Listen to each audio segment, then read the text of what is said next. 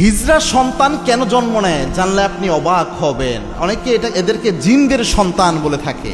এই ক্ষেত্রে বৈজ্ঞানিক ব্যাখ্যা কি বা ইসলাম এই ক্ষেত্রে কি বলে? দেখেন, বর্তমান বিজ্ঞান বলছে যে এই যে মিওসিস প্রক্রিয়া, এটা যদি সমস্যা দেখা দেয়, যখন একটা ছেলে মেয়ের আপনার যখন মিলিত হয় তখন তাদের ভিতরে বাচ্চা হওয়ার ক্ষেত্রে কিন্তু মিওসিস প্রক্রিয়া ঘটে। এই ক্ষেত্রে সমস্যা দেখা দেওয়ার জন্যই কিন্তু মূলত হিজড়া সন্তান জন্মগ্রহণ করে। এই ক্ষেত্রে একটা বর্ণনা ইসলামের রয়েছে, পাশাপাশি আপনি রাসূল সাল্লাল্লাহু আলাইহি ওয়াসাল্লামের একটা হাদিসও এই ক্ষেত্রে পাবেন। আল্লাহর হাবিব সাল্লাল্লাহু আলাইহি ওয়াসাল্লামের সাহাবী ইবনে আব্বাস রাদিয়াল্লাহু তাআলা আনহু, তার থেকে বর্ণনা পাওয়া যায়, তিনি বলেছেন আল্লাহর হাবিব সাল্লাল্লাহু আলাইহি ওয়াসাল্লাম নিজে জানিয়েছেন হিজড়ারা হলো জিনদের সন্তান। হিজড়ারা জিনদের সন্তান, একটা বর্ণনা এরকম পাওয়া যায়। তবে এই বর্ণনাটার ব্যাপারে দুর্বলতা রয়েছে।